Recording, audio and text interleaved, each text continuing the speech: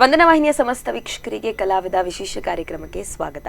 ಕಲಾಸಾಗರದ ಬಿಂದುಗಳಾಗಿ ಮಂದ ಬೆಳಕಿನಲ್ಲಿ ಚಂದದ ಅಭಿನಯ ನೀಡುವ ಅನೇಕ ಕಲಾವಿದರನ್ನ ಪ್ರತಿಭೆಗಳನ್ನ ನಾವು ಪರಿಚಯಿಸಿದ್ದೇವೆ ಈ ಕಾರ್ಯಕ್ರಮದಲ್ಲಿ, ಈ ಸರಣಿ ಕಾರ್ಯಕ್ರಮದಲ್ಲಿ. ಇವತ್ತು ನಮ್ಮೊಂದಿಗಿದ್ದಾರೆ ಅಂಥದ್ದೇ ಒಂದು ವಿಶೇಷ ಅತಿಥಿ, ಎಳೆಮರೆಯ ಕಾಯಿ ಅಂತಿರುವ ಇವರು ಹಿಂಜರಿಕೆ ಹಾಗೂ ಏನ್ ಹೇಳುವಂಥದ್ದು ತುಂಬಾ ಮುಗ್ಧ ಸ್ವಭಾವವನ್ನು ಹೊಂದಿರುವ ನಾಟಕ ಸ್ಪರ್ಧೆಯಲ್ಲಿ ಉತ್ತಮ ಪೋಷಕ ನಟ ಎಂಬ ಬಿರುದನ್ನ ಪಡೆದುಕೊಂಡಂತಹ ರಾಜು ಕೊಚಕುಳಿ ಅವರು. ಬನ್ನಿ ಈ ಹಾಸ್ಯ ಕಲಾವಿದರ ಜೀವನದ ಕಥೆಯನ್ನ, ಅವರ ಒಂದು ಜರ್ನಿಯನ್ನ ಅವರ ಬಾಯಿನಲ್ಲಿ ಕೇಳೋಣ. ಸರ್, ಕಾರ್ಯಕ್ರಮಕ್ಕೆ ಪ್ರೀತಿಯ ಸ್ವಾಗತ. ಇವತ್ತು ನಮ್ಮೊಂದಿಗಿದ್ದಾರೆ ರಾಜು ಕೊಚಕುಳಿ ಅವರು. ಅವರ ಮಾತಿನಿಂದ ಕಾರ್ಯಕ್ರಮವನ್ನು ಆರಂಭಿಸೋಣ. ಸರ್, ಮೊದಲಿಗೆ ನಾನು ಕೇಳುವಂಥದ್ದು, ನೀವು ಪ್ರವೃತ್ತಿಯಲ್ಲಿ ನಾಟಕ ಅಭಿನಯಿಸುವಂಥದ್ದು ಅಥವಾ ವೃತ್ತಿಯಾಗಿ ನಾಟಕದಲ್ಲಿ ಅಭಿನಯಿಸುವಂಥದ್ದು? ಸರ್, ಮೊದಲಿಗೆ ನಾನು ಕೇಳುವಂಥದ್ದು, ನಾಟಕ ನೀವು ಪ್ರವೃತ್ತಿಯಾಗಿ ತೆಗೆದುಕೊಂಡದ್ದು ಅಂತ ನಾನು ಕೇಳ್ಪಟ್ಟೆ. ಸೊ ವೃತ್ತಿಯಲ್ಲಿ ನೀವೇನ್ ಮಾಡ್ಕೊಂಡಿದ್ದೀರಿ? ವೃತ್ತಿಯಲ್ಲಿ ನಾನು ಕೂಲಿ ಕೆಲಸ ಮಾಡ್ಕೊಂಡಿದ್ದೇನೆ. ಓಕೆ, ಅಂದ್ರೆ ಅದರ ಜೊತೆಗೆ ನಾಟಕವನ್ನ ಹೇಗೆ ಆರಂಭಿಸಿದ್ರಿ? ಹೇಗೆ ನಾಟಕಕ್ಕೆ ಅಭಿನಯಿಸಬೇಕು ಅನ್ನೋ ಒಂದು ಆಸೆ ಮೂಡಿತು? ಹೌದು, ನನಗೆ ಸಣ್ಣ ವಯಸ್ಸಿನಲ್ಲಿ ಎಲ್ಲ ನಾಟಕ ಆಗುವಾಗ ನಾನು ಹೋಗಿ ನೋಡ್ತಾ ಇದ್ದೆ ಅಭಿಮಾನಿಯಾಗಿ. ಆವಾಗ ನನಗೆ ಒಂದು ಆಸೆ ಇತ್ತು, ನಾನು ಸಹ ವೇದಿಕೆಯಲ್ಲಿ ನಾಟಕ ಮಾಡಬೇಕು, ತುಂಬಾ ಆಸೆ ಇತ್ತು. ಅವಕಾಶ ಸಿಗ್ತಿರ್ಲಿಲ್ಲ, ಅದಕ್ಕಾಗಿ ತುಂಬಾ ಕಾಯ್ತಾ ಇದ್ದೆ. ನಾನಂದ್ರೆ ಬೆಳಿಗ್ಗೆ ನನ್ನ ಕೆಲಸ ಎಲ್ಲ ಬೆಳಿಗ್ಗೆ ಮಧ್ಯಾಹ್ನದ ಒಳಗೆ ಮುಗೀತದೆ. ನಾಟಕ ಟ್ರಯಲಿಗೂ ಮತ್ತು ಕೆಲಸಕ್ಕೆ ಏನು ತೊಂದರೆ ಬರ್ತಿರ್ಲಿಲ್ಲ. ಆವಾಗ ನಮ್ಮ ಊರಿನಲ್ಲಿ ನಾವೊಂದು ಸಂಘ ಮಾಡಿದ್ದೇವೆ, ಕೊಜಕುಳಿ ಫ್ರೆಂಡ್ಸ್ ಅಂತ. ಅದರಲ್ಲಿ ನಾವು ಮೊದಲಿಗೆ ಒಂದು ನಾಟಕ ಮಾಡುವ ಅಂತ ನಾವು ಆಸೆ ಪಟ್ಟೆವು. ನಮ್ಮ ಎಲ್ಲ ಅಲ್ಲಿ ಇದ್ದ ಯುವಕರೆಲ್ಲ ಒಟ್ಟಾಗಿ ಒಂದು ನಾಟಕ ಮಾಡಿದ್ದೇವೆ, ಜಲಜ ಮಗಲೆ ಜಪಂದ ಕಂಡನಿ. ಅದು ನಮ್ದು ಪ್ರಥಮ ನಾಟಕ. ಡೈರೆಕ್ಷನ್, ನಿರ್ದೇಶನ ರಾಜು ಬಿತೋನ್ಸೆ ಇವರ ಮುಖಾಂತರ ನಾವು ಅದು ಪ್ರಥಮ ನಾಟಕ ಮಾಡಿದ್ದೇವೆ. ತೊಂದರೆ ಇಲ್ಲ, ಒಳ್ಳೆ ಬಂದಿದೆ. ಅದರ ನಂತರ ಆ ಸಂಘದಲ್ಲಿ ನಾವು 4 ನಾಟಕ ಮಾಡಿದ್ದೇವೆ. ಅದರ ನಂತರ ಹಲವು ಸಂಘದಲ್ಲಿ ನಾಟಕಕ್ಕೆ ಹೋಗಿದ್ದೇವೆ, ಅತಿಥಿ ಕಲಾವಿದರಾಗಿ ಹೋಗಿ ನಾಟಕ ಮಾಡ್ತಾ ಇದ್ದೇವೆ. ಅದು ವೀರಮಾರುತಿಯಲ್ಲಿ ಒಂದು ವೀರಮಾರುತಿ ವ್ಯಾಯಾಮ ಶಾಲೆ ಗಾಡಿ ಮಜಾಲ್, ಅದರಲ್ಲಿ ಒಂದು 4 ನಾಟಕ ಮಾಡಿದ್ದೇವೆ. ಮತ್ತೆ ಗಾಡಿ ಮಜಾಲ್ ಶಾಲೆಯಲ್ಲಿ ಸಹ ನಾಟಕ ಮಾಡಿದ್ದೇವೆ. ವೀರಮಾರುತಿಗೆ ಹೋಗುವಾಗ ನಮ್ಗೆ ಪ್ರಭಕರಾಚಾರಿ ಮೂಡುಬೆಳ್ಳೆ ಇವರ ನಿರ್ದೇಶನ ನಮ್ಗೆ ಸಿಕ್ಕಿತ್ತು ಒಂದು 4-5 ನಾಟಕಕ್ಕೆ. ಅದರಲ್ಲಿ ನಾವು ನಾಟಕ ಮಾಡಿದ್ದೇವೆ. ಒಳ್ಳೆ ನಿರ್ದೇಶನ ಕೊಟ್ಟಿದ್ದಾರೆ. ಆವಾಗ ಅವರ ಪರಿಚಯ ನಮ್ಗೆ ಸರಿ ಇರ್ಲಿಲ್ಲ, ಯಾರಂತ ಗೊತ್ತಿರಲಿಲ್ಲ. ಮೂಡುಬೆಳ್ಳೆ ಪ್ರಭಕರ್ ಆಚಾರ್ಯ ಅಂತ ವಿಷಯ ಮಾತ್ರ ನಮ್ಗೆ ತಿಳಿದಿತ್ತು. ಒಳ್ಳೆ ಡೈರೆಕ್ಷನ್ ನೀಡ್ತಾ ಇದ್ರು, ನಾವು ಮಾಡ್ತಾ ಇದ್ದೇವೆ. ಅದರ ನಂತರ ಇದೆ ಕೆಲವು ಸಂಘದಲ್ಲಿ ಮಾಡಿದ್ದೇವೆ. ಟೀಮಿಗೆ ಅಂತ ಹೋಗುವಾಗ ಕೇದಗೆ ಕಲಾವಿದರ ಗಾಡಿ ಮಜಾಲ್, ಅಲ್ಲಿ ನಮಗೆ ಸುಭಾಸ್ ರಾವ್ ಗಾಡಿ ಮಜಾಲ್ ಅಂತ ಇದ್ದಾರೆ. ಅವ್ರು ಹೇಳಿದ್ರು, ಒಂದು ಟೀಮಲ್ಲಿ ನೀವು ಆಕ್ಟಿಂಗ್ ಮಾಡ್ತೀರಾ, ಬನ್ನಿ, ಇದೊಂದು ಅವಕಾಶ, ಇದನ್ನ ಹಾಳು ಮಾಡ್ಕೊಳ್ಬೇಡಿ, ಬನ್ನಿ ಅಂತ ಅವ್ರು ನಂಗೆ ಹೇಳಿದ್ರು. ಆಯ್ತು, ನೋಡುವ, ಈಗ ಇಷ್ಟು ಮಾಡಿದ್ದೇವೆ, ಇನ್ನೊಂದು ಟೀಮಲ್ಲಿ ಮಾಡಿ ನೋಡುವಂತ ಟೀಮಿಗೆ ಹೋದೆವು. ಅದರಲ್ಲಿ ಆಲೆನ್ನಾಲ್ ನಾಟಕ, ಅದೊಂದು 25-26 ಪ್ರದರ್ಶನ ಮೇಲೆ ಆಗಿದೆ. ಅದಕ್ಕೆ ನಮ್ಗೆ ನಿರ್ದೇಶನ ಕೊಟ್ಟವರು ಭಟ್ರು. ಆ ನಾಟಕ ಏನೋ ಒಂದು ಕಾರಣಾಂತರದಿಂದ ಅದನ್ನ ಟೀಮು ನಿಂತೋಯ್ತು. ಮತ್ತೊಂದು ಟೀಮಿಗೆ ಹೋದೆವು. ಅಲ್ಲಿ ಅದಕ್ಕೆ ಸಹ ನಮ್ಮ ಸುಬ್ಬಣ್ಣನವರೇ ಕಾರಣ. ಅವರನ್ನು ಸುಬ್ಬಣ್ಣ ಅಂತ ಕರೆಯುದು ನಾವು. ಒಳ್ಳೆ ವ್ಯಕ್ತಿ ಅವರು, ತುಂಬಾ ಒಳ್ಳೆ ವ್ಯಕ್ತಿ. ಬನ್ನಿ ರಾಜಣ್ಣ, ಇನ್ನೊಂದು ಟೀಮಿಗೆ ಹೋಗುವ, ನಾವು ಕನ್ನಡ ನಾಟಕ ಮಾಡುವಂತ ಹೇಳಿದ್ರು. ಅದಕ್ಕೆ ಸಹ ಹೋದೆವು. ಅದರಲ್ಲಿ ಸಹ 1 ವರ್ಷ ಮಾಡಿದ್ದೇವೆ. ಅದರ ನಂತರ ನಮ್ಗೆ ಸ್ವಲ್ಪ ನಾಟಕ ರಂಗದಲ್ಲಿ ನೋವಾಯ್ತು, ಬೇಡ, ಇನ್ನು ನಾಟಕ ರಂಗ ಟೀಮೇ ಬೇಡ, ನಮ್ಮ ವೃತ್ತಿ ಮಾಡಿ ನಾವು ಇರುವ ಹಾಗೆ ಮನಸ್ಸು ಮಾಡಿ ನಾವು ನಾಟಕ ರಂಗವನ್ನೇ ನಿಲ್ಲಿಸಿದ್ದೇವೆ, ಹೋಗ್ಲಿಲ್ಲ ಮುಂದೆ. ಮತ್ತೊಂದ್ಸಲ ಇವರೇ ಸುಬ್ಬಣ್ಣನವರು ಬಂದ್ರು, ರಾಜಣ್ಣ ಉಡುಪಿಯಲ್ಲಿ ಅಂಬುಲ್ಪಾಡಿ, ಕಲಾಚಾವಡಿ ಅಂಬುಲ್ಪಾಡಿ ಅಂತ ಒಂದು ಟೀಮ್ ಮಾಡ್ತಾ ಇದ್ದಾರೆ, ಅದಕ್ಕೆ ಸ್ವಲ್ಪ ಮಾತಾಡ್ಲಿಕ್ಕೆ ಉಂಟು, ನೀವು ಬರ್ತೀರಾ ಅಂತ ಕೇಳಿದ್ರು. ನಾನು ಹೇಳಿದ್ರು, ಬೇಡ ಸುಬ್ಬಣ್ಣ, ಸಾಕು, ನಾವು ಒಂದರಲ್ಲಿ ತುಂಬಾ ಸೋತು ಹೋದೇವಲ್ಲ, ಇನ್ನು ಬೇಡ ನಮ್ಗೆ ನಾಟಕ ರಂಗ, ನೋಡುವ, ಸಂಘ ಸಂಸ್ಥೆ ಇದ್ರೆ ಮಾಡುವ, ವರ್ಷಕ್ಕೆ 1-2 ನಾಟಕ, ಏನೋ ತೊಂದರೆ ಇಲ್ಲ ಅಂತ ಹೇಳುವಾಗ, ಇಲ್ಲ ನೀವು ಬನ್ನಿ ಮಾತಾಡುವ, ಮತ್ತೆ ನೋಡುವ ಅಂತ ಕರ್ಕೊಂಡು ಹೋದ್ರು. ಆವಾಗ ನೋಡಿದ್ದೆ ನಮ್ಮ ಮುಖ ಪ್ರಭಕರಾಚಾರ್ಯ ಮೂಡುಬೆಳ್ಳೆ. ಒಳ್ಳೆ ನಿರ್ದೇಶನ, ಒಳ್ಳೆ ವ್ಯಕ್ತಿ, ಒಳ್ಳೆ ಸ್ವಭಾವದವರು. ಅವ್ರು ಹೇಳಿದ್ರು, ರಾಜಣ್ಣ ಮಾಡಿ, ನೀವು ನೋಡುವ, ಮತ್ತೆ ನೋಡುವ ಅಂತ ಹೇಳಿದ್ರು. ಮತ್ತೆ ಅವರು ಟೀಮ್ ಮಾಡಿದ್ರು. ಅದರಲ್ಲಿ ನಮಗೆ ಮೊದಲ ನಾಟಕ ಪಿರಬರ್ವಲ ನಾಟಕದಲ್ಲಿ ನಿರ್ದೇಶನ ಅವರೇ ಕೊಟ್ಟದ್ದು. ಸತ್ಯ ಹೇಳ್ಬೇಕಂದ್ರೆ ನಾವು ಇವತ್ತಿಗೆ ಈ ರಂಗಕ್ಕೆ, ಈ ವೇದಿಕೆಗೆ ಬಂದು ಕುತ್ಕೊಳ್ಳಿಕ್ಕೆ ಕಾರಣನೇ ಮೂಡುಬೆಳ್ಳೆ ಪ್ರಭಕರಾಚಾರ್ಯ. ಉತ್ತಮ ವ್ಯಕ್ತಿ, ಅಂದ್ರೆ ಟೈಮಿನಲ್ಲೂ ಸಹ ಹಾಗೆ ಅವರೊಂದು 7 ಗಂಟೆಗೆ ನಾವು ಟ್ರಯಲ್ ಮಾಡ್ಬೇಕಂತ ಹೇಳಿದ್ರೆ 6:50ಕ್ಕೆ ಅವರೇ ಬಂದು ನಿಲ್ತಾರೆ. ಶಿಸ್ತು, ಅಷ್ಟು ಶಿಸ್ತಿನ ವ್ಯಕ್ತಿ ಅವರು. ಅದರಲ್ಲಿ ಮುಲಾಜಿ ಇಲ್ಲ. ಎಷ್ಟೇ ದೊಡ್ಡ ವ್ಯಕ್ತಿ ಆಗ್ಲಿ, ಎಷ್ಟೇ ಪಾಪದವನಾಗ್ಲಿ, ಒಂದೇ ರೀತಿ ಅವರಿಗೆ ಭೇದ ಭಾವ ಎನ್ನುವುದೇ ಇಲ್ಲ ಅವರ ಹತ್ರ. ನಾನು ಕಂಡಂತ ವ್ಯಕ್ತಿಯಲ್ಲಿ ಅವರು ಭೇದ ಭಾವ ಇಲ್ಲದೆ ಎಲ್ಲರಿಗೆ ಒಂದೇ ರೀತಿ. ಅವರು ಹೇಳುದಂದ್ರೆ ಎಲ್ಲರೂ ಕಲಾವಿದರಾಗಬೇಕು, ಒಳ್ಳೆ ಕಲಾವಿದರಾಗಬೇಕು, ಒಳ್ಳೆ ಕಲಾವಿದರ ಹುಟ್ಟಬೇಕು. ಅವರಿಗೆ ಅವರ ಸರ್ವ ಪ್ರಯತ್ನ ಮಾಡ್ತಾರೆ, ಅವರು ಬಿಡುವುದಿಲ್ಲ. ನಿನ್ನ ಹತ್ರ ಆಗುದಿಲ್ಲ ಅಂತ ಹೇಳಿದ್ರೆ ಆಗ್ತದೆ, ನಾವು ನಂಗೆ ಗೊತ್ತುಂಟು, ನಿನ್ನ ಹತ್ರ ಉಂಟು, ನೀನು ಅದನ್ನು ತರಬೇಕು ಹೊರಗೆ, ಅದು ನಾನು ತರ್ತೇನೆ. ಒಂದು ಕಲ್ಲನ್ನು ಕಿತ್ತಿ ಶಿಲೆ ಮಾಡ್ತಾರಂತ ಹೇಳ್ತಾರಲ್ಲ, ಅಂಥ ವ್ಯಕ್ತಿ ಅವರು, ಸಜ್ಜನ ವ್ಯಕ್ತಿ. ನಮಗೆ ಸಿಕ್ಕಿದ್ದು ಭಾಗ್ಯ. ಯಾಕೆಂದರೆ ಅದೇ ಪಿರವರ್ವಲ ನಾಟಕದಲ್ಲಿ ನಮಗೆ ಸ್ವಲ್ಪ ಹೆಸರು ಬಂತು, ಒಳ್ಳೆ ಹೆಸರು ಬಂತು, ತೊಂದರೆ ಇಲ್ಲ, ಒಳ್ಳೆ ನಾಟಕ ಹೋಗ್ತಿತ್ತು. ಮತ್ತು ಅದೇ ಕಾರಣ ಕೊರೋನಾ ಎಲ್ಲ ಬಂತು, ಆವಾಗ ಆ ನಾಟಕ ಎಲ್ಲ ನಿಂತೋಯ್ತು. ನಂತರ ಈ ಸಲದ ಹೊಸ ನಾಟಕ ಮೋಕ್ಯದ ಮದಿಮಾಲ್ ನಿಜವಾಗ್ಲೂ ನಮ್ಮ ಜೀವನದಲ್ಲಿ ಮರೆಯಲು ಸಾಧ್ಯವಾಗದಂತಹ ನಾಟಕ ಕೊಟ್ಟಿದ್ದಾರೆ. ಅಷ್ಟು ಒಳ್ಳೆ ನಾಟಕ ನಮಗೆ ಇನ್ನು ಸಿಗ್ಲಿಕ್ಕೂ ಸಾಧ್ಯ ಇಲ್ಲ ಅಂತ ನಾವು ಎನಿಸ್ಬೋದು, ಅಷ್ಟು ಒಳ್ಳೆ ನಾಟಕ ಮೋಕ್ಯದ ಮದಿಮಾಲ್. ಇದು ಈಗ ಇವತ್ತಿಗೆ ನಮ್ಮದು 22ನೇ ಪ್ರಯೋಗ, ಇವತ್ತು ಸಹ ನಮಗೆ ಉಂಟು ನಾಟಕ. ಹೌದು, ಒಳ್ಳೆ ನಿರ್ದೇಶನ ಮಾಡಿದ್ದಾರೆ. ತುಂಬ ತುಂಬ ಕಷ್ಟ ಬಿಟ್ಟಿದ್ದಾರೆ. ಅಂದರೆ ಪ್ರಭಾಕರಾಚಾರ್ಯ ಮೂಡುಬೆಳ್ಳೆ ಇವರು ತುಂಬ ಕಷ್ಟ ಬಿಟ್ಟಿದ್ದಾರೆ ಇದರಲ್ಲಿ. ಒಂದು ನಮಗೆ ಒಂದು 4-5 ಜನರಿಗೆ ಅವರು ಬಿಟ್ಟ ಕಷ್ಟ ಯಾರು ಬಿಡ್ಲಿಕ್ಕಿಲ್ಲ. ಅಷ್ಟು ನೊಂದಿದ್ದಾರೆ ಅವರು, ಸಿಕ್ಕಾಪಟ್ಟೆ ವರ್ಕ್ ಮಾಡ್ತಾರೆ. ಅವರು ಹೇಳುದು ಒಂದೇ, ಇಲ್ಲ ನಿಮ್ಮ ಹತ್ರ ಆಗ್ತದೆ, ನೀವು ಮಾಡಿ. ಅವರಿಗೆ ಅಂದ್ರೆ ಪಾಪ ನಾವು ಅವರಿಗೆ ತುಂಬ ತಲೆಬಿಸಿ ಕೊಟ್ಟಿದ್ದೇವೆ. ನಾವು ನಮ್ಮ ಮನಸ್ಸಲ್ಲಿ ಎಣಿಸಿದ್ದೇವೆ, ಇಲ್ಲ ನಮ್ಗೆ ಇದು ಸಹ ಆಗುದಿಲ್ಲ, ನಮ್ಮ ಹತ್ರ ಮಾಡ್ಲಿಕ್ಕೆ ಸಾಧ್ಯನೇ ಇಲ್ಲ. ಅಂದ್ರೆ ನಾನು ಜೀವಮಾನದಲ್ಲಿ ಮಾಡುವುದೇ ಕಾಮಿಡಿ, ಇಷ್ಟರ ತನಕ ನನಗೆ ಬೇರೆ ರೋಲ್ ಕೊಡ್ಲಿಲ್ಲ. ಇದರಲ್ಲಿ ಸ್ವಲ್ಪ ಸ್ಟೋರಿ ಸಹ ಉಂಟು. ಮತ್ತೊಬ್ಬ ನನ್ನ ಫ್ರೆಂಡ್ ಅವನು ಸಹ ಇಷ್ಟರ ತನಕ ಕಾಮಿಡಿಯೇ ಮಾಡ್ತಿದ್ದಾರೆ. ಈ ಸಲ ಅವನಿಗೆ ಫುಲ್ ಸ್ಟೋರಿ ಕೊಟ್ಟಿದ್ದಾರೆ ಇವರು. ನಿನ್ನ ಹತ್ರ ಆಗ್ತದೆ, ನಾನು ಮಾಡಿಸ್ತೇನೆ, ಯಾಕೆ ಮಾಡೋದಿಲ್ಲ, ಮಾಡಲೇಬೇಕು, ನೀವು ನೋಡುವ, ನಿಮ್ಮ ಹತ್ರ ಆಗುದಿಲ್ಲ ಅಂತ ಹೇಳಿದ್ರೆ ನಾನು ಬಿಡ್ತೇನಾ? ಆ ಥರ ಮಾಡ್ತಾರೆ. ಟೈಮಿಂಗಲ್ಲೂ ಸಹ ಹಾಗೆ, ಎಷ್ಟು ಗಂಟೆಗೆ ಬರ್ಬೇಕಂದ್ರೆ ಅಷ್ಟು ಗಂಟೆ ಬರಲೇಬೇಕು.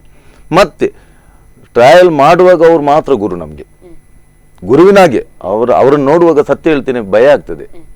ನಾವು ಎದರಲ್ಲಿ ಹೇಳಲಿಕ್ಕೆ ಆಗುದಿಲ್ಲ, ಆದ್ರೆ ಈ ಇದರಲ್ಲಿ ಸನ್ನಿವೇಶದಲ್ಲಿ ನಾವು ಹೇಳಲೇಬೇಕು. ಯಾಕಂದ್ರೆ ಅವರನ್ನು ಮುಖ ನೋಡುವಾಗನೇ ಭಯ ಆಗ್ತದೆ. ನಾವು ಅಷ್ಟವರೆಗೆ ಗೌರವ ಕೊಡ್ತೇವೆ ನಿಜವಾಗ್ಲೂ, ಇನ್ನೂ ಕೊಡಬೇಕು, ಇನ್ನೂ ಕೊಡ್ತೇವೆ. ಅವರು ಎದುರು ಬಂದಾಗ ಭಯ ಆಗ್ತದೆ, ಮಾರ್ಷಿ ಈಗ ಹೇಳಿದ್ರು. ನಮಗೆ ಹೆದರಿಕೆ ಅಂದ್ರೆ, ನಮ್ಗೆ ಬೇಜಾರಂದ್ರೆ ಅವ್ರು ಹೇಳಿದನ್ನು ನಾವು ಪಾಲನೆ ಮಾಡುದಿಲ್ಲಲ್ಲ, ನಮ್ಮ ಹತ್ರ ಆಗ್ತಾ ಇಲ್ಲ, ಕೊಡ್ಲಿಕ್ಕೆ ಆಗ್ತಿಲ್ಲ. ಅವರು ಅಷ್ಟು ಕಷ್ಟ ಬಿಡ್ತಿದ್ದಾರೆ ನಮಗೆ ಎಷ್ಟು. ಅವರು ಕೂಡ ಅದರಲ್ಲಿ ಅಭಿನಯ ಮಾಡ್ತಾರೆ, ಡೈರೆಕ್ಷನ್ ಮಾಡಿ ಅಭಿನಯ ಮಾಡ್ತಾರೆ. ಅವ್ರಿಗೆ ಎಷ್ಟು ಕಷ್ಟ ಇರ್ಬೋದು. ನಮ್ಗೆ ಆದ್ರೆ ನಮ್ಮ ಒಂದು ರೋಲ್, ನಮ್ಗೆ ಈಗ ಇಂಥ ರೋಲ್ ಕೊಟ್ಟಿದ್ದಾರೆ, ನಾವು ಹೋಗ್ತೇವೆ, ಅದನ್ನು ಮಾಡ್ತೇವೆ, ಮತ್ತೆ ಅಲ್ಲಿ ಹೋಗಿ ಕುರ್ಸಲ್ಲಿ ಕೂತ್ಕೊಳ್ತೇವೆ. ಅವರು ಹಾಗೆಲ್ಲ 13 ಜನರನ್ನು, ಅವರನ್ನು ಸೇರಿ 12 ಜನರನ್ನು ಅವರು ಮೇಂಟೆನೆನ್ಸ್ ಮಾಡಬೇಕು, ಅವರದ್ದು ಮಾಡಬೇಕು, ಅಲ್ಲಿ ಬಂದು ನಿಂತು ನಮ್ಮನ್ನು ಮಾಡಿಸ್ಬೇಕು, ಮತ್ತೊಬ್ಬರಿಗೆ ಬೊಬ್ಬೆ ಹಿಡಿಬೇಕು. ಮತ್ತಂದ್ರೆ ಯಾವ ಕಲಾವಿದರಿಗೆ ಎಲ್ಲ ಕಲಾವಿದರನ್ನು ಅವರು ಮಾಡಿ ತೋರಿಸ್ತಾರೆ, ಅದೊಂದು ಅವರದ್ದು ಭಯಂಕರ. ಈಗ ಒಂದು ಲೇಡೀಸ್ ಪಾತ್ರ ಆಗ್ಲಿ, ಕಾಮಿಡಿ ಆಗ್ಲಿ, ಕುಡುಕನಾಗದ್ದಾಗ್ಲಿ, ಹುಚ್ಚನದ್ದು ಬೇಕಾದ್ರೆ ಆಗ್ಲಿ, ಅವರು ಅದನ್ನು ಮಾಡಿ ತೋರಿಸ್ತಾರೆ. ಅದು ನಿಜವಾಗ್ಲೂ ಅವರಿಗೆ ಕಲಾಮಾತೆ ಕೊಟ್ಟ ದೊಡ್ಡ ಹೊರ ಅವರಿಗೆ. ಅದರಿಂದಾಗಿ ನಮ್ಮನ್ನು ಇವತ್ತು ಈ ಸ್ಥಾನಕ್ಕೆ ತಂದು ನಿಲ್ಲಿಸಿದವರೇ ಪ್ರಭಾಕರಾಚಾರ್ಯ. ಅವರನ್ನು ಮರೆಯಲು ಸಾಧ್ಯವಿಲ್ಲ. ನಮಗೆ ಅದೇ ಮೋಕ್ಯದ ಮದಿಮಾಲ ನಾಟಕ ನಾವು ಕಾಂಪಿಟೇಷನ್ಗೆ ಹೋದೆವು. ಅದೇನಾರು 16 ಟೀಮ್ ಇತ್ತು. 16 ಟೀಮಲ್ಲಿ ಕಾಂಪಿಟೇಷನ್ ಹೋಗಿ ಅಲ್ಲಿ ಭಾಗವಹಿಸಿ ನಮಗೆ ಕಾಂಪಿಟೇಷನಲ್ಲಿ 2nd ಪ್ರೈಸ್ ಬಂತು, ನಮ್ಮ ಟೀಮಿಗೆ 2nd ಪ್ರೈಸ್. ಮತ್ತೆ 4 ಜನರಿಗೆ ಇಂಡಿವಿಜುವಲ್ ಪ್ರೈಸ್ ಬಂತು. ಅದರಲ್ಲಿ ಮೊದಲು ಪ್ರಥಮ ಹಾಸ್ಯ ಪ್ರಭಾಕರಾಚಾರ್ಯ ಮೂಡುಬೆಳ್ಳೆ ಇವರಿಗೆ ಸಿಕ್ಕಿತ್ತು. ಬೆಸ್ಟ್ ಹೀರೋ, ಪ್ರಥಮ ಹೀರೋ ನಮಗೆ ಇವರು ಶರತ್ ಕೆಂಪೂರು ಇವರಿಗೆ ಬಂತು. ಹೀರೋಯಿನಿ 3ನೇ ಸ್ಥಾನ ಶ್ರಾವ್ಯ ಇವರಿಗೆ ಬಂತು. ನನಗೆ ಪೋಷಕ ನಟ ಅಂತ ಬಂತು. ಒಳ್ಳೆ ನಟ ನನಗೆ ಸಹ ಒಂದು ಸಿಕ್ಕಿತ್ತು. ಅದು ನೋಡಿ ನಮ್ಮ ಭಾಗ್ಯ. ನಾವು ಒಂದು ವೇಳೆ ಟೀಮ್ಗೆ ಬಾರದಿದ್ರೆ, ಅವರ ಮಾತು ಕೇಳದಿದ್ರೆ ಇವತ್ತು ನಮ್ಗೆ ಈ ಪರಿಸ್ಥಿತಿ ಬರ್ತಿರ್ಲಿಲ್ಲ. ಗುರುತಿಸುವ ಹಾಗೆ ಇಲ್ಲ, ನಾವೊಂದು ಬಾವಿ ಒಳಗಿದ್ದ ಕಪ್ಪೆ ಹಾಗೆ ಹೊರಗೆ ಬರ್ಲಿಕ್ಕೆ ಸಾಧ್ಯ ಇಲ್ಲ. ಅದನ್ನು ಹೊರಗೆ ತಂದವರೇ ನಮ್ಮ ಮಾಸ್ಟರ್. ಇದಕ್ಕೆ ಮೂಲ ಕಾರಣ ನಮ್ಮ ಸುಭಾಸರಾವ್ ಗಾಡಿ ಮಜಾಲ್. ಅವರು ನಮ್ಮನ್ನು ಅಲ್ಲಿಂದ ತಂದು ಇವರನ್ನು ಬಿಟ್ಟು ಇವರಿಗೆ ಪರಿಚಯಿಸಿ ಇವರಿಂದ ನಮ್ಮನ್ನು ಮೇಲೆ ತಂದು ನೋಡಿ. ಎಲ್ಲರಿಗೆ ಒಂದೊಂದು ಕಲೆ ಇರ್ತದೆ, ಇರುವುದಿಲ್ಲ ಅಂತ ಹೇಳುವುದಿಲ್ಲ, ಎಲ್ಲರ ಹತ್ರನೂ ಕಲೆ ಇರ್ತದೆ. ಅದನ್ನು ಹೊರಗೆ ತರುವವರು ಬೇಕು, ಗುರುಗಳು ಬೇಕು. ಅಂತ ಗುರುಗಳು ಪ್ರಭಾಕರಾಚಾರ್ಯ ಮೂಡುಬೆಳ್ಳೆ ಬಿಟ್ಟು ನನ್ನ ಉಡುಪಿ ಜಿಲ್ಲೆಯಲ್ಲಿ ನಾನು ನೋಡಿದಾಗೆ ಬೇರೆ ಸಿಗ್ಲಿಕ್ಕೆ ಸಾಧ್ಯವೇ ಇಲ್ಲ. ಯಾಕೆಂದ್ರೆ ಅವರ ಹತ್ರ ಪ್ರೀತಿ ಉಂಟು, ಪ್ರೀತಿಯಿಂದ ಮಾಡಿಸ್ತಾರೆ. ನಾವು ಸ್ವಲ್ಪ ಅವರಿಗೆ ಪ್ರೀತಿ ಕಮ್ಮಿ ಕೊಟ್ಟರೆ ಅವ್ರಿಗೆ ಗೊತ್ತಾಗ್ತದೆ, ಇವನಿಗೆ ಎಂತಾದ್ರೂ ಮಾಡಿ ಕಳಿಸ್ಲೇಬೇಕು, ಇವನನ್ನು ತರಲೇಬೇಕಂತ ಅವ್ರು ಬಿಡುದಿಲ್ಲ, ಹಠ ಬಿಡುದಿಲ್ಲ. ಆಗುದಿಲ್ಲ ಅಂತ ಹೇಳಿದ್ರೆ ಅವರು ಜೀವಮಾನದಲ್ಲಿ ಬಿಡುವ ವ್ಯಕ್ತಿಯೇ ಅಲ್ಲ, ಅಷ್ಟು ಇದ್ದಿದ್ದಾರೆ. ನಮ್ಗೆ ಭಾರಿ ಸಂತೋಷ ಅವರ ವಿಷಯ ಹೇಳಲಿಕ್ಕೆ, ಎಷ್ಟು ಹೇಳಿದ್ರು ನಮ್ಗೆ ಸಾಕು. ಕೇಳ್ಲಿಕ್ಕೆ ಸಹ ಖುಷಿ ಹೌದು, ಆಗ್ತದೆ, ನೀವು ನಿಮ್ಮ ಗುರುಗಳ ಮೇಲೆ ಇಟ್ಟಿರುವ ಪ್ರೀತಿ. ನಿಜವಾಗ್ಲು ನಮ್ಮನ್ನು ಈ ತರ ನಾವು ನಿಜವಾಗ್ಲೂ ನೋಡ್ಲಿಕ್ಕೆ, ನೀವು ಹೇಳಿದಾಗೆ ಯಾರಿಗೂ ನಾವು ಪರಿಚಯ ಆಗದ ವ್ಯಕ್ತಿಗಳೇ ಈಗ ನೀವು ಹೇಳಿದಾಗೆ 4 ಜನರಿಗೆ ಗುರುತಿಸುವಂತ ವ್ಯಕ್ತಿಯನ್ನು ಮಾಡಿದವರು ಅವರು. ಖಂಡಿತವಾಗಿ ನಿಜವಾಗಿ. ಸೊ ನೀವು ಇಷ್ಟೊಂದು ನಾಟಕಗಳನ್ನ ಮಾಡಿಕೊಂಡು ಬಂದಿದ್ದೀರಿ. ಮೊದಲು ಅಭಿನಯಿಸಿದ ಪಾತ್ರ ಅಂದ್ರೆ ಮೊದಲಿಂದಲೂ ನೀವು ಹಾಸ್ಯವನ್ನೇ ಮಾಡಿಕೊಂಡು ಬಂದಂತದ್ದ? ಅಂದ್ರೆ ಹಾಸ್ಯವನ್ನೇ ಮಾಡಿ. ನಾವು ಮೊದಲಿನ ಅದೇ ಜಲಜಮಗಲ ಜಪಂದ ಖಂಡನೆ, ಅದರಲ್ಲಿ ಸಹ ಒಂದು ತಂದೆಯ ಪಾತ್ರ ಮಾಡಿದ್ದೇನೆ, ಅದು ಸಹ ಹಾಸ್ಯ. ಜೀವಮಾನದಲ್ಲಿ ಎಲ್ಲ ಹಾಸ್ಯ. ಪಿರಬರ್ವಲ ನಾಟಕದಲ್ಲಿ ಅಜ್ಜಿಯ ರೋಲ್ ಮಾಡಿದ್ದೇನೆ, ಅಜ್ಜಿಯ ರೋಲ್, ಅದು ಸಹ ಹಾಸ್ಯನೇ ಮಾಡಿದ್ದು. ಇದರಲ್ಲಿ ಸಹ ಹಾಗೆ ಹೀರೋಯಿನಿಯ ತಂದೆಯ ಪಾತ್ರ ಮಾಡಿದ್ದೇನೆ, ಅದರಲ್ಲಿ ಸಹ ಹಾಸ್ಯನೇ ಮಾಡುದು. ಸ್ವಲ್ಪ ಲಾಸ್ಟಿಗೆ ಸ್ಟೋರಿ ಉಂಟು, ಅದು ತೊಂದರೆ ಇಲ್ಲ, ಮಾಸ್ಟರ್ ಬಿಡ್ಲಿಲ್ಲ, ಮಾಡಿಸಿದ್ದಾರೆ ಮಾತ್ರ. ಸೊ ಓಕೆ, ಈ ಹಾಸ್ಯ ಅಂತ ಅಂದ ಕೂಡಲೇ ಒಂದಷ್ಟು ಜೋಕ್ಸ್ ಗಳನ್ನ ಒಂದು ಸ್ಕ್ರಿಪ್ಟ್ ಅಲ್ಲಿ ಇರ್ತದೆ, ಬಟ್ ಒಂದಷ್ಟನ್ನ ನಾವು ಆ ಲೊಕೇಶನ್ಗೆ ಅಂದ್ರೆ ಆ ನಾಟಕ ಆಗುವಂತಹ ಸ್ಥಳಕ್ಕೆ ತಕ್ಕಂತೆ ಬದಲಿಸ್ತಾ ಹೋಗುವಂತದ್ದು ಒಂದು ಇದೆ, ಅಂದ್ರೆ ಅಲ್ಲಿ ಅವರಿಗೆ ಅದು ಹೇಗೆ ರೀಚ್ ಆಗ್ತದೆ ಅನ್ನೋ ಹಾಗೆ. ಸೊ ಆ ತರ ಮಾಡುವಂತಹ ಜೋಕ್ಸ್ ಆಗಿರಬಹುದು, ಆ ಪಂಚ್ಗಳನ್ನೆಲ್ಲ ನೀವು ಹೇಗೆ ಪ್ಲಾನ್ ಮಾಡ್ತೀರಿ ಸರ್? ನಾವು ಈಗ ಒಂದು ಉದಾಹರಣೆ, ಒಂದು ಏರಿಯಾಗೆ ಹೋಗ್ತೇವೆ, ಒಂದೇ ಕೊಡವೂರು, ಇಲ್ಲದಿದ್ರೆ ಒಂದು ಮಲ್ಪೆ ಅಥವಾ ಬೇರೆ ಬೇರೆ ಕಡೆ. ಆವಾಗ ನಾವು ಮೊದಲಿಗೆ ಹೋಗಿ ಮಾಷ ಹತ್ರ ಕೇಳ್ತೇವೆ, ಮಾಷ ಈ ಜಾಗಡು ಇಂಚಿನ ಪಾಡೋಲ್ಯ, ಇಂಚಿನ ಕಾಮಿಡಿ ಪಂಡ ಆವ. ನಾವು ಏನಿದ್ರು ಮೊದಲು ಮಾಷ ಹತ್ರ ಕೇಳುದು, ನಮ್ಮ ಗುರುಗಳ ಹತ್ರ ಕೇಳದೆ ನಾವು ಮುಂದುವರಿಯುವುದಿಲ್ಲ. ಯಾಕೆಂದ್ರೆ ನಾಳೆ ಅವರ ಮನಸ್ಸಿಗೆ ಸ್ವಲ್ಪವೂ ಬೇಜಾರಾಗಬಾರ್ದು. ಯಾಕೆಂದ್ರೆ ಇಷ್ಟು ಜನ ನಾನು ಒಳ್ಳೆ ಮಾಡಿದ್ದೇನೆ, ನನ್ನ ಹತ್ರ ಕೇಳದೆ ಹಾಕಿದ್ರೆ ಅದು ಫೈಲ್ ಆದ್ರೆ, ಆಡಿಯನ್ಸ್ಗೆ ಅದು ತಗೊಳ್ದಿದ್ರೆ, ಅದು ನಮ್ಗೆ ರೀಚ್ ಆಗದಿದ್ರೆ, ಅವರು ಅದನ್ನು ಬೇರೆ ರೀತಿ ತಕೊಂಡ್ರೆ ಅವಾಗ ಅವರು ನಮ್ಮ ಗುರುಗಳಿಗೆ ಮಾತು ಕೊಡ್ಬೇಕಲ್ಲ, ಅದು ಅವ್ರ ಹತ್ರ ಕೇಳ್ತೇವೆ. ಅದಕ್ಕೆ ಅವರು ರಾಜಣ್ಣ ತೊಂದ್ರೆ ಅಜ್ಜಿ ಮುಂದೇನು ಪಾಡ್ಲೆ ಹೆಡ್ ಹಾಕೊಂಡು ಅದು ಹಾಕಿದಾಗ ಅದು ಪಾಸೆ. ಯಾಕಂದ್ರೆ ಅವರು ನಿಂತ ಕ್ಷಣದಲ್ಲಿ ಯಾವ ರೀತಿ ಬೇಕೋ ಆ ರೀತಿ ಬದಲಾವಣೆ ಮಾಡುವ ಶಕ್ತಿ ಉಂಟು ಅವ್ರ ಹತ್ರ, ನಮ್ಮ ಗುರುಗಳ ಹತ್ರ. ಹೌದು, ಖಂಡಿತವಾಗಿ. ಸೊ ಇಷ್ಟು ಪಾತ್ರಗಳನ್ನ ನೀವು ಮಾಡಿದ್ದೀರಿ, ಇಷ್ಟೊಂದು ವರ್ಷಗಳಿಂದ ನಟನೆ ಮಾಡ್ತಾ ಇದ್ದೀರಿ. ಸೊ ನಿಮಗೆ ತುಂಬಾ ಇಷ್ಟವಾದಂತಹ ಪಾತ್ರ ಯಾವ್ದಾರು ಇದೆ ಅಂತಂದ್ರೆ ಅದು ಯಾವುದು ಸರ್? ಅದೇ ನನಗೆ ತುಂಬಾ ಇಷ್ಟವಾದ ಪಾತ್ರ ಅಂದ್ರೆ ಈ ಸಲ ಮೋಕೆದ ಮದಿಮಾಲ್, ಅದರಲ್ಲಿ ತುಂಬಾ ಖುಷಿಯಾಗಿದೆ. ಯಾಕೆಂದ್ರೆ ನಾವು ಗುರುನ ಒಟ್ಟಿಗೆ ಸಹ ಪಾತ್ರ ಮಾಡ್ತಾ ಇದ್ದೇವೆ, ಅದು ತುಂಬಾ ಖುಷಿ. ಯಾಕಂದ್ರೆ ನಮ್ಮ ಸಾರ್ ಇದ್ದಾರೆ ನಮ್ಮ ಒಟ್ಟಿಗೆ, ಅವರೊಂದು ಇದರಲ್ಲಿ ಕುಡುಕನ ರೋಲ್ ಮಾಡಿದ್ದಾರೆ, ಒಳ್ಳೆ ರೀತಿ ಮಾಡ್ತಿದ್ದಾರೆ. ಅವರು ಇದ್ದದ್ದಕ್ಕೆ ನಮ್ಗೆ ತುಂಬಾ ಅನುಕೂಲವಾಯಿತು, ಹೆಮ್ಮೆ ಇದೆ, ಖುಷಿ ಇದೆ. ಅವರೊಟ್ಟಿಗೆ ಮಾಡ್ತಿದ್ದೆ. ಅದೇ ಈ ಪಾತ್ರದಲ್ಲಿ ತಂದೆಯ ರೋಲ್ ಮಾಡ್ತಿದ್ದೇನೆ, ತುಂಬಾ ಖುಷಿ ಆಗ್ತಿದೆ. ಹೌದು. ಸೊ ಈ ನಾಟಕದ ಸ್ಟೋರಿ ಎಲ್ಲ ಇರ್ತದಲ್ಲ ಸರ್, ನಿಮಗೆ ಖಂಡಿತವಾಗಿ ಮುಂಚೆಯೇ ಗೊತ್ತಿರ್ತದೆ. ಸೊ ನೀವು ಪ್ರಾಕ್ಟೀಸ್ ಎಲ್ಲ ಮಾಡುವಾಗ ಅಂದ್ರೆ ರಂಗದ ಮೇಲೆ ಎಷ್ಟು ಕೆಲಸ ಇರ್ತದೆ, ರಂಗದ ಹಿಂದೆ ಕೂಡ ಅಷ್ಟೇ ಕೆಲಸ ಇರ್ತದೆ. ಸೊ ಆ ಕೆಲಸಗಳಲ್ಲಿ ನೀವು ತೊಡಗಿಸಿಕೊಂಡದ್ದು ಇದೆಯಾ? ಅಂದ್ರೆ ಒಂದು ಸೆಟ್ ಆಗಿರಬಹುದು ಅಥವಾ ಏನೋ ಒಂದು ಪ್ಲಾನ್ ಆಗುವಾಗ ನೀವು ಅದಕ್ಕೆ ಸೇರಿಕೊಳ್ಳುವಂಥದ್ದು, ಈಗ ಕಾಸ್ಟ್ಯೂಮ್ ಆಗಿರ್ಬೋದು, ಅದ್ರಲ್ಲಿ ಯಾವತ್ತಾದ್ರೂ ಕೆಲಸ ಮಾಡಿದ್ಯಾ? ಅದ್ರ ಬಗ್ಗೆ ಏನಾದ್ರೂ ತಿಳಿದುಕೊಂಡದಿದ್ಯಾ ಗುರುಗಳಿಂದ ಅಂತ? ಗುರುಗಳಿಂದ ಅಷ್ಟೇನು ಇದಿಲ್ಲ. ಅದೇ ಗುರುಗಳೆಲ್ಲ ಅವರೇ ಪ್ಲಾನ್ ಮಾಡ್ತಾರೆ, ಮೊದಲೇ ಪ್ಲಾನ್ ಮಾಡಿ ಇರ್ತಾರೆ, ಅದರಲ್ಲಿ ಭಾಗಿಯಾಗ್ತೀರಿ? ಭಾಗ್ಯಕ್ಕೆ ಗುರುಗಳೊಟ್ಟಿಗೆ ಭಾಗ್ಯಕ್ಕೆ ನಾವು ಗುರುಗಳು ಏನು ಹೇಳಿದ್ರು ನಾವು ಮಾಡ್ತೇವೆ.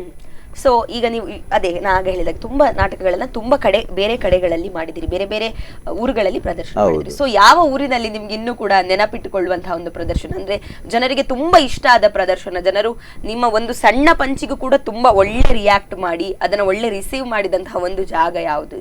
ಅದು ನೆನಪಿಟ್ಟುಕೊಳ್ಳುವಂತ ತುಂಬಾ ಇರಬಹುದು, ಆದ್ರೆ ನಿಮಗೆ ಮರೆಯಲಾಗದಂತಹ ಒಂದು ಶೋ ಆ ಊರಲ್ಲಿ ಆದದ್ದು ಅಂತಂದ್ರೆ ಅದು ಯಾವ ಪ್ಲೇಸ್ ಅಲ್ಲಿ, ಯಾವ ಜಾಗದಲ್ಲಿ?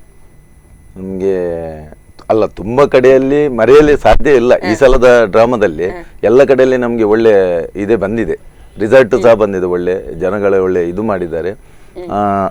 ನಮ್ಗೆ ಇದು ತುಂಬಾ ಇಷ್ಟ ಅಂದ್ರೆ ಬೆಣ್ಣೆ ಕುದುರಲ್ಲಿ ನಾವು ಮಾಡಿದೆ, ಅಲ್ಲಿ ತುಂಬಾ ನಮ್ಗೆ ಇದು ಮಾಡಿದ್ದಾರೆ, ಒಳ್ಳೆ ರೆಸ್ಪಾನ್ಸ್ ಕೊಟ್ಟಿದ್ದಾರೆ.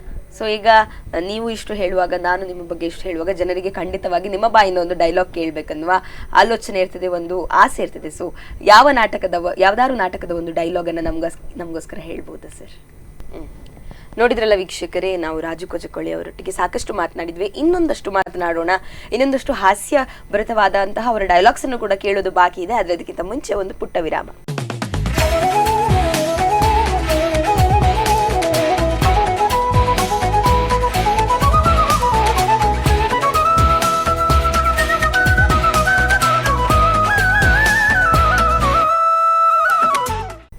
ಸ್ಪಂದನ ವಾಹಿನಿಯ ಸಮಸ್ತ ವೀಕ್ಷಕರಿಗೆ ಕಲಾವಿದ ಈ ವಿಶೇಷ ಸರಣಿ ಕಾರ್ಯಕ್ರಮಕ್ಕೆ ಮತ್ತೊಮ್ಮೆ ಸ್ವಾಗತ. ನಮ್ಮೊಂದಿಗಿದ್ದಾರೆ ಇವತ್ತು ಹಾಸ್ಯ ಕಲಾವಿದ ರಾಜು ಕೊಜಕುಳಿ ಅವರು. ಬನ್ನಿ ಅವರೊಟ್ಟಿಗೆ ಮತ್ತಷ್ಟು ಮಾತನಾಡಲಿಕ್ಕಿದೆ, ಮಾತನಾಡೋಣ. ಸರ್, ಮತ್ತೊಮ್ಮೆ ಕಾರ್ಯಕ್ರಮಕ್ಕೆ ಸ್ವಾಗತ ಹೇಳ್ತಾ, ಬಹಳಷ್ಟು ಜನ ಪ್ರೇಕ್ಷಕರು ಈಗ ಕಾಯ್ತಾ ಇರ್ತಾರೆ ನಿಮ್ಮದು ಡೈಲಾಗ್ ಕೇಳಲಿಕ್ಕೆ, ಹಾಸ್ಯ ನಾಟಕದ ಡೈಲಾಗ್ಸ್ ಅನ್ನ ಕೇಳಲಿಕ್ಕೆ ಕಾಯ್ತಾ ಇರ್ತಾರೆ. ನಾನು ಕೂಡ ಕಾಯ್ತಾ ಇದ್ದೇನೆ. ಸೊ ಸರ್, ಯಾವ ಡೈಲಾಗ್ ಹೇಳ್ತೀರಿ, ಯಾವ ನಾಟಕದ ಡೈಲಾಗ್ ಹೇಳ್ತೀರಿ?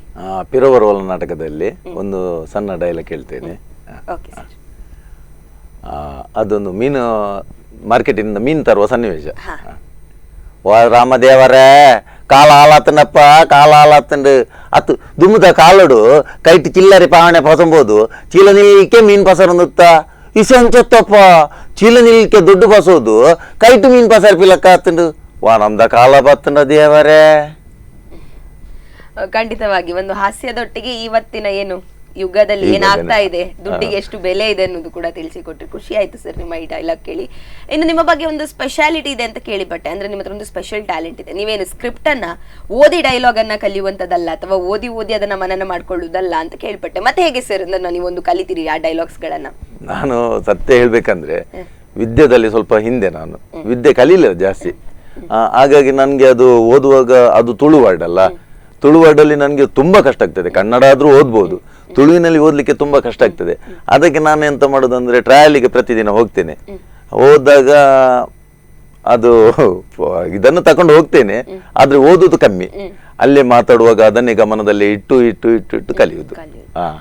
ಸ್ಪೆಷಲ್ ಟ್ಯಾಲೆಂಟ್ ಅಂತ ಹೇಳ್ಬೋದು. ಯಾಕಂತಂದ್ರೆ ಯೂಶಲಿ ಎಲ್ಲ ಆಕ್ಟರ್ಸ್ ಸ್ಕ್ರಿಪ್ಟ್ ಅನ್ನ ಓದ್ತಾರೆ, ಒಂದಷ್ಟು ಸತಿ ಓದಿದಾಗ ಅದು ಬರ್ತದೆ, ಒಂದಷ್ಟು ಸತಿ ಎಲ್ಲರ ಜೊತೆ ಕೂತು ಓದುವಾಗ. ಬಟ್ ಕೇಳಿ ಕಲಿಯುವುದು, ಕೇಳಿ ಬಾಯ್ ಹೆಟ್ ಮಾಡುದು ನೀವು ಸ್ವಲ್ಪ ಅದನ್ನೇ ಜಾಸ್ತಿಯಾಗಿ ನಾನು ತಲೆಯಲ್ಲಿ ಇಟ್ಕೊಳ್ತೇನೆ. ಏಕೆಂದ್ರೆ ನಮ್ಗೆ ಮೊದಲಾಗಿ ನಮ್ಮ ಗುರುಗಳ ಮೇಲೆ ಭಯ ಇರ್ತದೆ. ಅವರು ಹೇಳ್ತಾರೆ, ನಮ್ಗೆ ಒಂದು ಸ್ಕ್ರಿಪ್ಟ್ ಕೊಟ್ಟ ಮೇಲೆ 1 ವಾರದಲ್ಲಿ ನೀವು ಕಲೀರಿ, ಬಾಯ್ಪಾಠ ಮಾಡಿ ಮತ್ತೆ ಇದನ್ನು ಮಾಡಿ ಅಭಿನಯ ಮಾಡಬೇಕು, ಅವಾಗ ಕೈಯಲ್ಲಿ ಇರಬಾರ್ದು ಅಂತ ಹೇಳ್ತಾರೆ. ಅದು ಒಂದು ಬದಿಯಲ್ಲೇ ಹೆದರಿಕೆ ಇರ್ತದೆ. ಮಾಷು ಬರ್ಪಿ ಅವ್ರು ಹುಡ್ಬೇಕಾ ಬುಡ್ರೆ ಬಂತೇರು ಮಾರ ಬಾಯ್ಡೆ ಡೈಲಾಗ್ ಮಾಡೋಡು ಅಂತಾರೆ. ಆವಾಗ ಸ್ವಲ್ಪ ಜಾಸ್ತಿ ಗಮನದಲ್ಲಿ ಇಟ್ಕೊಳ್ಳೋದು, ನೆನಪಿಲ್ಲ. ಅದೇ ಕೆಲ್ಸಕ್ಕೆ ಹೋಗುವಾಗ ಸಹ ಬಾಯಲ್ಲಿ ಅದೇ ಡೈಲಾಗ್, ಮಾಷೆ ಹೇಳಿದ ಡೈಲಾಗ್ ಅನ್ನೇ ಕೆಲಸದಲ್ಲಿ ಹೋಗುವಾಗ ಮಾಡುದು, ಮನೆಯಲ್ಲಿ ಇರುವಾಗ ಸಹ ಅದನ್ನೇ ರಿಪ್ಲೈ ಮಾಡ್ತಾ ಇರೋದು. ಹಾಗೆ ಮಾಡಿ ಇದು ಮಾಡುದು, ಓದುದು ಬಾರಿ ಕಮ್ಮಿ.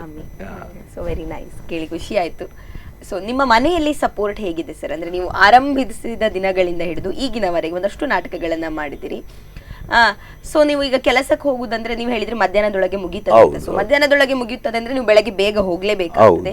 ಇನ್ನು ನಾಟಕಗಳು ಶೋ ಇರುವಾಗ, ಪ್ರಾಕ್ಟೀಸ್ ಇರುವಾಗ ಲೇಟ್ ನೈಟ್ ಪ್ರಾಕ್ಟೀಸಸ್, ತುಂಬಾ ರಾತ್ರಿ ಹೊತ್ತು ಅದು ಪ್ರಾಕ್ಟೀಸ್ ಅಥವಾ ಶೋಗಳು ಹೋಗ್ತದೆ. ಸೊ ಮನೆಯಲ್ಲಿ ಹೇಗೆ ರೆಸ್ಪಾನ್ಸ್ ಇದೆ, ಹೇಗೆ ಸಪೋರ್ಟ್ ಮಾಡ್ತಾರೆ? ತುಂಬಾ ಸಪೋರ್ಟ್ ಮಾಡ್ತಾರೆ. ನನ್ನ ಹೆಂಡತಿ ತುಂಬಾ ಸಪೋರ್ಟ್ ಮಾಡ್ತಾಳೆ. ತೊಂದರೆ ಇಲ್ಲ, ಹೋಗಿ ನೀವು ಅಂದ್ರೆ ಇದು ಒಂದು ಇದು ನಮ್ಗೆ ಅದು ಎಂತ ಹೇಳ್ತಾರೆ, ನಶಿಬು ಸಿಗುವುದು, ನಮ್ಮ ಭಾಗ್ಯ. ಅವಕಾಶ ಸಿಗುವುದೇ ನಮ್ಗೆ ಭಾಗ್ಯ. ಅದಕ್ಕಾಗಿ ನಮ್ಮ ಹೆಂಡತಿ ಇದ್ರೆ ಈ ವಿಷಯದಲ್ಲಿ ತುಂಬಾ ಸಪೋರ್ಟ್ ಇದ್ದಾಳೆ. ಅಷ್ಟೇ ಅಲ್ಲ, ನಮ್ಗೆ ಇದು ಪಿರಬರೋಲ ನಾಟಕದಲ್ಲಿ ನಂಗೆ ನಿಜವಾಗಿ ಸೀರೆ ಎಲ್ಲ ಹಾಕ್ಲಿಕ್ಕೆ ನನ್ಗೆ ಬರುದಿಲ್ಲ. ಅಜ್ಜಿ ಪಾತ್ರ ಮಾಡುವಾಗ ಸೀರೆ ಡ್ರೆಸ್ ಆಗ್ಲಿ, ಅದು ಲೇಡೀಸ್ ಡ್ರೆಸ್ ಎಲ್ಲ ನಮ್ಗೆ ಮಾಡ್ಲಿಕ್ಕೆ ಆಗುದಿಲ್ಲ. ಎಲ್ಲಾ ನಾಟಕದಲ್ಲಿ ನನ್ನ ಹೆಂಡತಿ ಬಂದಿದ್ದಾಳೆ. ಅವಳೇ ಬಂದು, ಅವಳೇ ಅಲ್ಲ, ಅದೊಂದು ಮಡಿಕೇರಿ ಹೋಗುವ ಸೀನ್ ಉಂಟು, ಅದರದ್ದು ಮಡಿಕೇರಿ ಸ್ಟೈಲಲ್ಲಿ ಇದು ಮಾಡ್ಬೇಕು ಸೀರೆ, ಅದೆಲ್ಲ ಮಾಡುದೇ ನನ್ನ ಹೆಂಡತಿ. ಎಲ್ಲ ಸಪೋರ್ಟ್ ಮಾಡಿದ್ದಾಳೆ, ತುಂಬಾ ಸಪೋರ್ಟ್ ಮಾಡ್ತಾಳೆ. ಈಗಲೂ ಸಹ ನಾನು ಮನೆಗೆ ಹೋಗುವಾಗ 3:30 ಆಗ್ತದೆ, 4 ಆಗ್ತದೆ. ಆದ್ರೂ ಒಂದು ದಿವಸ ನನ್ಗೆ ನೀವು ತಡ ಆಯ್ತು, ಏಕೆ ಹೀಗೆ ಮಾಡ್ತೀನಿ, ನಮ್ಗೆ ತೊಂದರೆ ಆಗ್ತದೆ, ಮನೆಯಲ್ಲಿ ನಿದ್ರೆ ಬರುದಿಲ್ಲ, ಈ ಸನ್ನಿವೇಶ ಬರ್ಲಿಲ್ಲ. ಖುಷಿಯಲ್ಲಿ ಅವರು ಕೂಡ ನಿಮ್ಮ ನಾಟಕಗಳನ್ನ ನೋಡ್ತಾರೆ.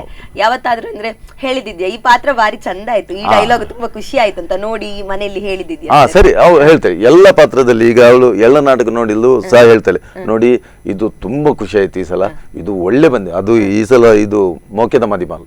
ಅವಳಿಗೆ ತುಂಬಾ ಖುಷಿ. ಅವಳು ಹೇಳ್ತಾರೆ, ಬಾರಿ ಲಾಯ್ಕ್ ಆಗ್ತಿದೆ ನಾಟಕ, ಬಣ್ಣ ನಾಟಕ ನೆಟ್ಟು ಸ್ಟೋರಿ ಲಂಚನೆ ಉಂಡು, ಕಾಮಿಡಿ ಲಂಚನೆ ಉಂಡು, ಒಟ್ಟಿಗೆ ಪೋಪುಂಡು ಬೊಕ್ಕ ಒಂಜಿ ಸ್ಟೋರಿ ಬತ್ತಿ ನಡ್ಬೇಕು. ಒಂಜಿ ಮನುಷ್ಯ ಪಂದುಜೇರು, ಒಂಜಿ ಮನುಷ್ಯನ ಬಾಯಿಡು ಒಂಜಿ ಚೂರು ಶಬ್ದ ಪಿದಾಯ ಬರ್ಪುಜಿ, ಆತ ಗಮನದ ಇದು ತೂವೊಂದುಲ್ಲೇರು, ಆತೆಡ್ಡೆ ನಾಟಕ ಆತ ಲಾಯ್ಕ್ ಆತಂಡೆ. ಅವಳಿಗೆ ತುಂಬಾ ಖುಷಿ ಅಂದ್ರೆ ನಮ್ಮ ನಾಟಕದಲ್ಲಿ ನಮ್ಮ ಗುರುಗಳನ್ನು ಅವಳು ಬಾಯಲ್ಲಿ ಹೇಳುದೇ ಅದೇ, ಮಾಶ್ಯನ ರೋಲು ಅದು ಹೆಂಚಿನ ಮಲ್ಪುನು ಮಾರ ಅರಿನ್ ತುವನಗನೆ ಪೂರ ಎಂಕಲಿಗೆ ಆತು ಖುಷಿ ಆಪುಂಡು. ಅದಕ್ಕೆ ನಾನು ಹೇಳುದು ಅವಳ ಹತ್ರ ಒಂದೇ, ಆರೇ ಎಂಕಲ ಗುರು ಆರ್ ಅಂಚನೆ ಮಲ್ಪೊಡತ್ತ ದೇವಣ್ಣ ಅರ್ನ ಶಿಷ್ಯನಗ್ಲ ಎಂಕ್ಲಿ ಇತ್ತು ಮಲ್ಪನಾಗ ಗುರುನ ತುವನಗ ಅಂಚೆ ಬರುಡೆ ಅತ್ತ ಖುಷಿ ಓಡತ್ತ. ಆರ್ ಅಂಚೆ ಮಲ್ಪಿರು. ಅದು ಅವರೊಂದು ಪಾತ್ರದ ಒಳಗೆ ಹೋದ್ರೆ ಹೊರಗೆ ಬರ್ಲಿಕ್ಕೆ ಗೊತ್ತಿಲ್ಲ ಅವರಿಗೆ. ಅದು ಎಂಡಾಗೋ ತನಕ ಅವರು ಮಾರ್ಷಿ ಹೊರಗೆ ಬರುದಿಲ್ಲ. ಸೊ ಹೀಗೆ ಮನೆಯಲ್ಲಿ ಕೂಡ ಒಳ್ಳೆ ಸಪೋರ್ಟ್ ಉಂಟು. ಸೊ ಈಗ ಇಷ್ಟು ವರ್ಷಗಳಿಂದ ನಾಟಕದಲ್ಲಿ ಅಭಿನಯಿಸ್ತಾ ಇದ್ದೀರಿ, ನಾಟಕ ರಂಗದಲ್ಲಿ ನಿಮ್ಮನ್ನ ನೀವು ತೊಡಗಿಸಿಕೊಂಡಿದ್ದೀರಿ. ಒಂದಷ್ಟು ಜನ ಖಂಡಿತವಾಗಿ ನಿಮ್ಮ ಮೇಲೆ ಪ್ರಭಾವ ಬೀರಿರ್ತಾರೆ, ಅಂದ್ರೆ ಅವರ ನಟನೆಯಿಂದ ಆಗಿರಬಹುದು, ಹೀಗೆ ನೀವು ಹೇಳಿದಾಗೆ ಅವರ ಡೈರೆಕ್ಷನ್ ಇಂದ ಆಗಿರಬಹುದು, ಅಥವಾ ಅವರ ಸಂಗೀತದಿಂದ, ಅಥವಾ ಅವರಿರುವಂತಹ ಲೈಫ್ ಸ್ಟೈಲ್, ಅವರು ಬದುಕುವ ರೀತಿಯಿಂದ ಕೂಡ ನಿಮ್ಮ ಮೇಲೆ ಪ್ರಭಾವ ಬೀರಿರಬಹುದು. ಸೊ ಅಂತವರು ಯಾರಾದ್ರೂ ಇದ್ರೆ ಹೇಳಿ ಸರ್. ಅಂದ್ರೆ ನಿಮ್ಗೀಗ ನಿಮ್ಮ ಗುರುಗಳನ್ನ ನೀವು ಎಷ್ಟು ಇಷ್ಟಪಟ್ಟು ಅವರ ಹಾಗೆ ಮುಂದೊಂದಿನ ಆಗ್ಬೇಕು ಅನ್ನೋ ಆಸೆಯನ್ನು ಇಟ್ಕೊಂಡಿರ್ತೀರಿ, ಹಾಗೆ ನಿಮ್ಮ ಈ ರಂಗದಲ್ಲಿ ನಿಮ್ಮ ಮೇಲೆ ಪ್ರಭಾವ ಬೀರಿದವರು ಬೇರೆ ಯಾರು ತುಂಬಾ ಜನ ಇರಬಹುದು. ಅಂದ್ರೆ ಅವರ ನಟನೆಯಿಂದ ಕೂಡ ಆಗಿರ್ಬೋದು, ನಾನು ಹೀಗೆ ನಟಿಸ್ಬೇಕಪ್ಪ ಒಂದು ದಿನ ಅಂತ, ಅಥವಾ ಅವರ ಡೈರೆಕ್ಷನ್ ಇಂದ ಆಗಿರಬಹುದು, ಅಥವಾ ಮಾಡು ನನ್ನ ಸಪೋರ್ಟ್ ನಿಮ್ಗೆ ಇದೆ ಅಂತ ಹೇಳಿ ನಿಮ್ಗೆ ಸಪೋರ್ಟ್ ಮಾಡಿದಂತವರಾಗಿರಬಹುದು. ಅಂತವರು ನಿಮ್ಮ ಮೇಲೆ ಪ್ರಭಾವ ಬೀರಿದವರು ಈ ರಂಗದಲ್ಲಿ ಯಾರಾದ್ರೂ ಇದ್ದಾರೆ ಸರ್? ನಿಮ್ಮ ಗುರುಗಳನ್ನ, ಈ ಪ್ರಭಾಕರ್ ಸರ್ ಅನ್ನ ಹೊರತುಪಡಿಸಿ ಬೇರೆಯವರು ಯಾರಾದ್ರೂ ಇದ್ದಾರೆ? ಎಲ್ಲರಿದ್ದಾರೆ, ಎಲ್ಲರೂ. ನಮಗೆ ಈ ತಂಡದಲ್ಲಿ ಎಲ್ಲರೂ ಬಂದು, ಈಗ ನಮ್ಮ ಶರತ್ ಕೆಂತೂರು ಅವರು ಹೀರೋ ಮಾಡ್ತಿದ್ದಾರೆ, ಅವರಿಗೆ ಸಹ ಹೇಳ್ತಾ ಇದ್ದಾರೆ, ನೀವು ಮಾಡಿ ರಾಜನ, ಇದು ನಿಮಗೆ ಒಳ್ಳೇದು ಬರ್ತಾ ಉಂಟು, ಖುಷಿ ಆಗ್ತಾ ಉಂಟು ನಮಗೆ ನೋಡಲಿಕ್ಕೆ, ಈ ಥರ ನೀವು ಮುಂದುವರಿಯಿರಿ. ಹಾಗೆ ನಮ್ಮ ಸುಭಾಸ್ ರಾವ್ ಗಾಡಿಮಾಜಲು ಅವರು ಸಹ ಹೇಳ್ತಾರೆ. ಮತ್ತೆ ನಮ್ಮದು ತಂಡದ ಅಧ್ಯಕ್ಷರು ಸಂತೋಷ್ ಉಪ್ಪೂರು ಅವರು ಸಹ ಸಪೋರ್ಟ್ ಮಾಡಿದ್ದಾರೆ, ತುಂಬ ಸಪೋರ್ಟ್ ಮಾಡ್ತಾರೆ. ಎಲ್ಲ ನಾಟಕಕ್ಕೆ ಅವರು ಬರ್ತಾರೆ ನೋಡಲಿಕ್ಕೆ. ಈಗ ನಾಟಕದಲ್ಲಿ ಅವರು ಪಾತ್ರ ಮಾಡ್ತಾ ಇಲ್ಲ, ಆದರೂ ಅವರು ಬೇರೆ ನಾಟಕದಲ್ಲಿ ಪಾತ್ರ ಮಾಡ್ತಾ ಇದ್ರು. ಆದರೆ ಈ ನಾಟಕ ಎಲ್ಲ ಕಡೆ ನೋಡಿದ್ರಾಗ ಒಂದು ಸೀನ್ ನೋಡಿ ಒಳಗೆ ಓಡಿ ಬರ್ತಾರೆ, ರಾಜಣ್ಣ ಸೂಪರ್ ಎಡ್ಡೆ ಪೋತುಂಡು ಇಂಚಿನ ಮಲ್ಪಲೆ ನಿಗಲು ತಾಳ ಪುಡಿರ್ಚಿ. ಹಾಗೆ ನಮಗೆ ಸುನಿಲ್ ಅಮಲ್ಪಾಡಿ ಅವರು ಪಿರಬರ್ವಲ ನಾಟಕ ರಚನೆ ಮಾಡಿದ ಅವರೇ ಅವರು ಸಹ ಸಪೋರ್ಟ್ ಮಾಡ್ತಾರೆ. ಎಲ್ಲ ಕಲಾವಿದರು ತುಂಬ ಸಪೋರ್ಟ್ ಮಾಡ್ತಾರೆ. ಮತ್ತೆ ನಮ್ಮ ತಂಡದಲ್ಲಿ ಒಂದು ಹೆಮ್ಮೆಯ ವಿಷಯ ಅಂದರೆ, ನಾವು ಎಷ್ಟು ಜನ ಇದ್ದೇವೆ ಅಷ್ಟು ಜನ ಒಗ್ಗಟ್ಟಲ್ಲಿದ್ದಾರೆ. ಎಲ್ಲರೂ ಒಗ್ಗಟ್ಟಲ್ಲಿದ್ದಾರೆ. ತುಂಬ ಖುಷಿ ಆಗ್ತದೆ ಅದು. ಅಂದರೆ ಒಂದು ಈಗ ನೀವು ನೋಡಿರ್ಬೋದು, ಒಂದು ತಂಡ ಅಂದರೆ ಒಂದು 4 ಜನ ಬೇರೆ ಬೇರೆ ಕಡೆಯಲ್ಲಿ ಇರುವುದು, ಅವರವರು ಗುಸುಗುಸು ಮಾತಾಡೋದು, ಮತ್ತೆ ಅದೊಂದು ಸಂಸ್ಥೆ ಹಾಳಾಗ್ತದೆ ಆಗಿದ್ರೆ.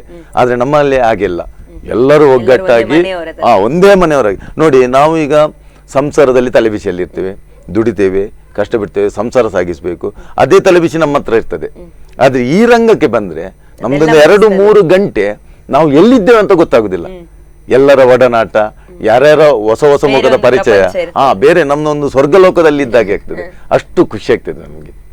ಸೊ ಈಗ ಇಷ್ಟು ಖುಷಿ ಅಂತ ಹೇಳುವಾಗ ಖಂಡಿತವಾಗಿ ನೀವು ಪ್ರಾಕ್ಟೀಸ್ ಮಾಡುವಾಗ ಒಂದಷ್ಟು ಕಾಮಿಡಿಯಲ್ಲಿ ಕೂಡ ಮತ್ತೊಂದಷ್ಟು ಕಾಮಿಡಿ ವಿಷಯಗಳು ಆಗಿರ್ತದೆ ಪ್ರಾಕ್ಟೀಸ್ ಆಗುವಾಗ. ಸೊ ಅಂತದ್ದು ತುಂಬಾ ಗಮ್ಮತ್ತಾದಂತಹ ವಿಷಯ ಮರಿಲಿಕ್ಕೆ ಆಗುದೇ ಇಲ್ಲಪ್ಪ, ನೆನ್ಸಿದ್ರೆ ತುಂಬಾ ನಗು ಬರ್ತದೆ, ಅಥವಾ ಎಣಿಸಿಕೊಂಡ್ರೆ ಹೇಗೆ ಅವತ್ತು ಗಮ್ಮತ್ತಾಯ್ತಲ್ಲ ಇಷ್ಟು ಅಂತ ಅನಿಸುವಂತಹ ಯಾವ್ದಾದ್ರು ಒಂದು ದಿನ ಅಥವಾ ಯಾವ್ದಾದ್ರು ಒಂದು ಸನ್ನಿವೇಶ? ತುಂಬಾ ಸನ್ನಿವೇಶ ಆಗಿದೆ. ನಮ್ಮ ಗುರುಗಳಾದ ಪ್ರಭಾಕರ್ ಆಚಾರ್ಯ ಅವರು ಅಭಿನಯ ಮಾಡುವಾಗ ಅವ್ರ ಹಾಗೆ ಈಗ ಒಂದು ಟ್ರಯಲ್ ಮಾಡ್ತಾ ಇದ್ರೆ ಮಧ್ಯದಲ್ಲಿ ಅವರದ್ದೊಂದು ಗಮ್ಮತ್ ಇರ್ತದೆ, ಏನಾದ್ರು ನಮ್ಮನ್ನೊಂದು ನಗಿಸುವ ಹಾಗೆ ಮಾಡ್ತಾರೆ. ಅದು ನಾವು ಒಂದು ಟೆನ್ಷನ್ ಇರ್ತಾರೆ, ಅವರೊಂದು ಬಂದು ಮಧ್ಯದಲ್ಲಿ ಏನಾದ್ರು ಒಂದು ಹಾಸ್ಯ ಮಾಡಿ ನಮ್ಮ ಎಲ್ಲರನ್ನು ನಗಿಸ್ಬಿಡ್ತಾರೆ. ನಮ್ಗೆ ಅದು ಮರೀಲೇ ಸಾಧ್ಯ ಇಲ್ಲ, ಮರೀಲಿಕ್ಕೆ. ಅದೊಂದು ವಾರದಲ್ಲಿ 2-3 ಸಲ ಮಾಡ್ತಾರೆ ಅವರು. ಅವರಂದ್ರೆ ಕಲಿಸುವಾಗ ಮಾತ್ರ ಗುರುವಾಗಿರ್ತಾರೆ, ಅದರಲ್ಲಿ ಸ್ವಲ್ಪ ನಿಂತ್ರೆ ಅವ್ರು ನಮಗಿಂತ ಫ್ರೆಂಡ್, ನಮಗಿಂತ ಜಾಸ್ತಿ ಕಾಮಿಡಿ.